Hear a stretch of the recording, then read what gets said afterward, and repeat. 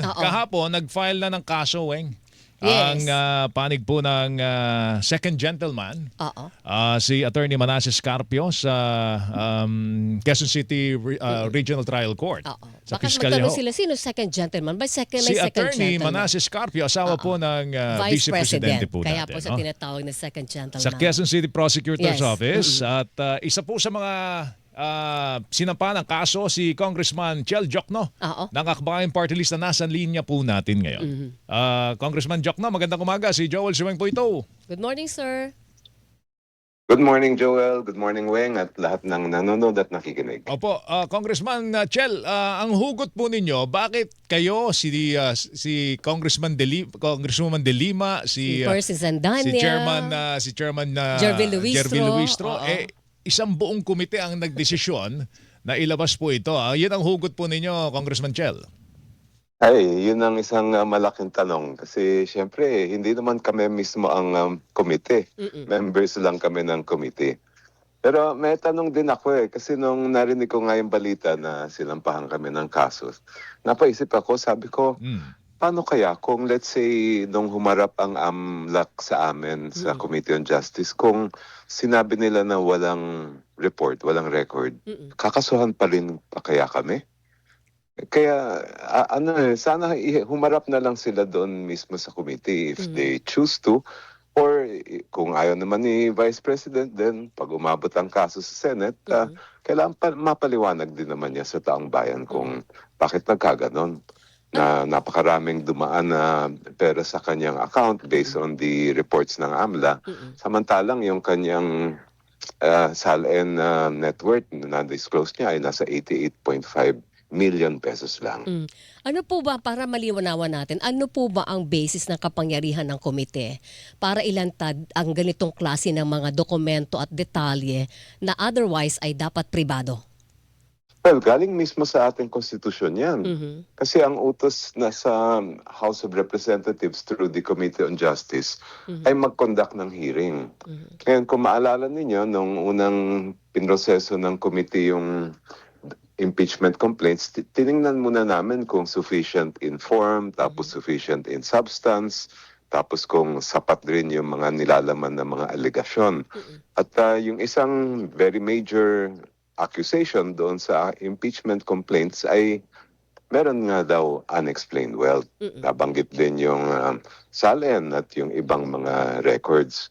So, tungkulin lang namin yon sa ilalim ng konstitusyon at pati sa rules of the House dahil meron power of subpoena ang committee to compel production of witnesses and documents na alamin kung talaga bang may basehan yung allegation na yan.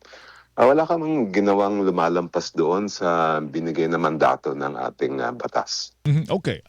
Doon sa tinatawag na yung kinakatwiran po ng panig po ng ating Vice Presidente na aggregate po ito, ito'y nangyari, labas-masok na pera sa loob po ng 20 taon. Base po doon sa binangga ninyong SALN po niya, pwede bang maaaring ano lang to, mga pumasok na pera, lumabas na pera na hindi nakabangga sa SALN.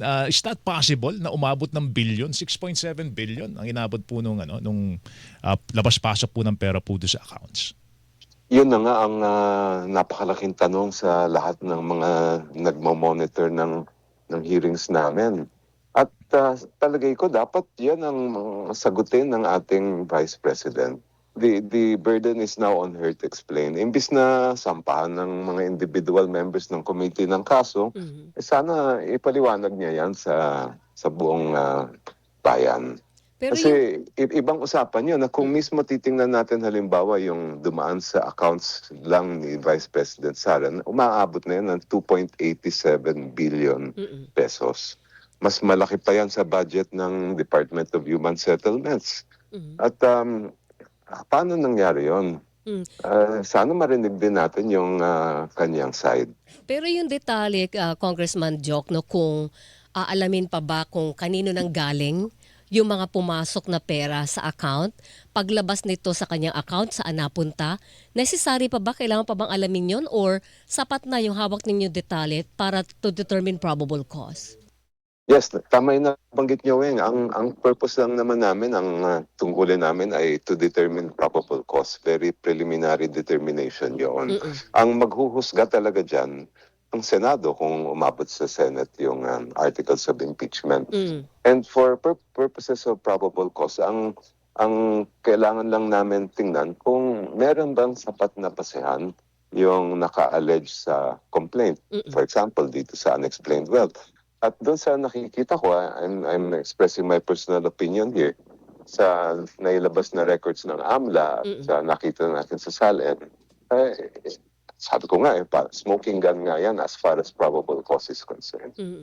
May nagtatanong din po kasi sa ating mga listener, Congressman Jokno, kasi ang ang narereklamo dito si Vice President Sara Duterte. Mm-mm. Ang umaakyat sa korte ngayon ay palagi ang kanyang husband na si Atty. Manasseh Carpio. Tanong tuloy, bakit kasi nadadamay ang asawa niya? Pakipaliwanag nga po yun, Congressman Jokno, bakit nadadamay ang asawa ni isang Vice pribadong President, tao po individual yan. siya, samantalang si Vice ang nairereklamo po sa impeachment hearing. Ang pag-aari kasi ng mag-asawa ay communal yan eh. Mhm. Hindi naman sa ilalim ng batas natin, hindi naman hinihiwala yon. Mhm. So, pag tinignan natin yung mga assets and liabilities ni Vice President, of course, that would have to include yung sa kanyang asawa. Mhm. Iba ang sitwasyon if he was just an ordinary individual na wala namang kinalaman sa Vice President. Pero mag-asawa nga sila. Mm. Pero Kaya, kung yes. makatanggap po siya ng paborable ni desisyon sa sa korte mula dito sa kanya mga inihahain na mga petisyon o reklamo laban sa inyo, damay din po doon yung reklamo laban sa Vice Presidente. Ganun po ba 'yon? Ibang kaso kasi yun eh. Ang nakasalang na kaso ngayon kay Vice President Sara ay impeachment. So, Yes. iba yun. Sui generis nga yun eh. Mm. Na one of a kind na ang pinag-uusapan lang natin dito ay yung kanyang pananagutan, no, accountability bilang public official at kung ano man ang maging pasyan, let's say, ng Senate, kung umabot doon, ay ano lang hanggang sa pag-upo lang niya bilang lingkod bayan as Vice President. No, ang So tinatanong ko po, wala Congressman, namang ay ibang issue kundi yan eh. kung halimbawa po magdesisyon ang QCRTC na paboran nyo, ay may tuloy yung kaso laban sa inyo dahil kinu-question nga po yung paglabas ng mga dokumento, mga private, mga details ng kanilang mga bank transactions, magdesisyon ng pabor sa kanya. Ibig sabihin, may effect ba yon sa magiging takbo ng inyong impeachment hearing laban sa bise? Well, if ever may ganyan na mangyari, malamang iaakyat pa yan. Kasi kailangan makakuha tayo ng talagang klarong at malinaw na decision. And the court that is in the best position to do that would be the Supreme Court. Supreme Court, okay. And unless there is any restraining order or anything coming from any court, ang trabaho namin, at least sa Committee on Justice, ay ituloy ang mga hearing. At kung umabot sa Senate yan, that's up to the Senate as an impeachment court. Bakit daw binulatlat yung 20 taon, impeachable officer lang daw siya ng 2022? Oh, to 2026 up to now. Well, ganito ha, yung SALN na yan, ang pinaka-importanting SALN actually, pag titignan natin ang unexplained wealth, ay yung pinakaunang i-final ng isang lingkod bayan. Kasi yun yung pinaka-baseline ng opisyal nung siya ay pumasok sa gobyerno. And that is where, kumbaga, that's where we begin the investigation. Doon natin makikita, okay, nung ito'y nagsimula bilang lingkod bayan, ito lang ang kanyang assets, ito lang ang kanyang liabilities, kaya itong lumabas na net worth. May chart natin yan over the years. So yung isang tanong dyan, let's say over a span of 10 or 15 years, hindi lang dumoble, kundi naging times 5 or times 10 yung naideklara, isang tanong nga yun, how did it reach that amount? Considering that yung mako-compute naman natin yung mga sweldo at lehitimong kita ng isang opisyal. Second, ay titingnan din natin kung ano nga yung mga suspicious or covered transactions na nai-report ng mga financial institutions sa AMLAC. Kasi doon rin natin makikita kung like we saw nung last hearing, kung bilyon-bilyones na pera ang dumadaan sa account, pero ang SALN na declared assets, liabilities at net worth ay di naman ganong kalaki, ay that's a big question that must be answered by the person involved. Okay. Pag halimbawa po umakyat sa Senado na yung for trial itong impeachment case, kailangan ba na buksan talaga yung kabuuan po ng account ng mag-asawa ni Vice at saka ni Attorney Mascarpio, or pwede nang isettle lang lahat ng issue na ito doon sa mga covered and suspicious account na nasa sako po ng report ng AMLAC? Magiging depende yan kasi sa unang-una sa ilalaman ng articles of impeachment at pangalawa sa ifa-file na sagot kung meron man si Vice President Sara, kasi doon lang natin makikita kung ano yung kumbaga yung issues na dapat litisin ng Senate bilang impeachment court. Ngayon, kung maalala natin yung mga previous impeachment cases ay umabot doon sa punto na pati yung mismong mga bank accounts ay pina-present. I cannot say kung saan naaabot ito dahil wala pa naman tayo doon sa stage na yan. Kasi yung, diba, ang latest dyan, Joel, hindi pinagbigyan yung TRO niya kasi unamot na rin naman dahil nabuksan na yung AMLAC report. So, kaya ko po natanong yun, Congressman Jokno, kasi itong sinasabing report ng AMLAC, ang covered lang nito ay yung 6.7 na billion na sinasabing covered and suspicious transactions. So, ibig sabihin, meron pang ibang deposits and halimbawa withdrawals na hindi nasasakop na suspicious report po ng AMLAC. Tama po? Tama yun. Ayun. Kasi pag sinabi natin yung covered transactions, yan yung sinasabi nga nila na 500,000 pesos up in a single day. Yun naman suspicious, iba yun, wala naman sa halaga yun, Oo. kundi sa mga circumstansya kung meron Yes. na kaduda-duda na circumstance, kaya ni-report sa AMLAC. Those do not cover the entirety ng nasa account ng isang tao. So, masasabi natin na meron pang ibang laman yun, hindi lang natin alam kung ano nga yun. Okay, alam mo, medyo nagkaroon ako appreciation, Weng, doon sa pumasok na pera, 6.7 billion, nung binanggit ni Congressman Chel, na mas malaki pa ito doon sa budget ng Department of Oo. Human Settlements. Diba? Na housing yun eh. Wow.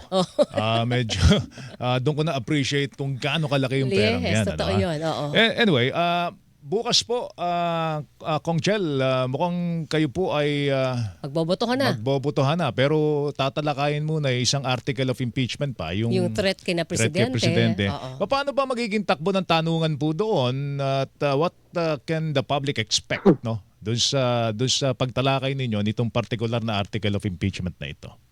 Well, ganun din. Titingnan namin yung kung ano bang ebidensya ang sumusuporta dun sa mga alegasyon tungkol sa threats nga na yan. And then, mapakikinggan natin yung resource persons. I think we have one or two who will be presented.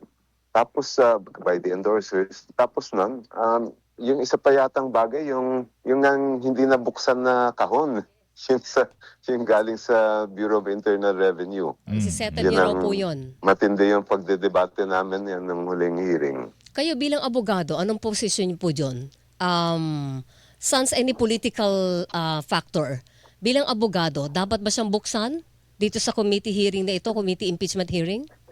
Ganito ha, unang-una, agree ako sa posisyon ni Congresswoman Laila De Lima na constitutional function ang ginagawa namin sa Committee on Justice. Kaya dapat malawak ang aming kapangyarihan na tingnan ang ebidensya. At the same time, if we talk about kung mas may mas prudent na gawin, kung kasi ang pinag-uusapan natin ay yung allegation ng unexplained wealth or ill-gotten wealth, nandiyan na yung AMLAC records, nandiyan na rin yung SALN. So hindi na para sa akin at this stage na probable cause lang naman ang i-determine namin, hindi na kailangan na buksan yan. Although legally, I would say that dapat may power ang Committee on Justice acting under the impeachment process to look into it. Okay, panghuli na lang, Congressman Chel, bukas magbobotohan na kung ito'y isasalang na sa plenaryo. Yes, Ano, oo. how do you think the voting will go, Congressman Chel? Wala bang pressure? Wala ba external pressure on how the voting will go dito po sa Ako Committee on mismo, Justice? wala akong naramdaman na pressure, pero siyempre, I am part of the minority. I cannot be ko alam kung ano nga mga naging usapan sa mga members ng majority. But I truly believe that the voting will be based on what was presented, kung ano man yung ebidensya nakita natin. At the end of the day, hindi lang naman kami ang tumitingin yan. Lahat tayo are looking at what's happening and what evidence is being presented. And this will really determine for all of us, ano ba ito? May probable cause ba ito o wala? Personally, doon sa nakita ko, nabanggit ko naman ito sa media nung pang last hearing, na Opo. after seeing the records from the Anti-Money Laundering Council as well as the SALENS of the Vice President, it should really be incumbent upon her na paliwanagan niya kung bakit nagkaganon. As far as probable cause is concerned, I've said this before, para sa akin, smoking gun na yan. Yun din po aming inaasahan. Ang botohan ay base sa merito Yes. ng mga ebidensya nakita po ninyo. But in the meantime, Congressman Chel, salamat sa oras. Sir, Magandang thank umaga you. po sa inyo. Good morning po. Ay, thank you din. Good morning po. Si Congressman Chel Jokno, Akbayan Party List, mga kapuso. Saksi sa Double B!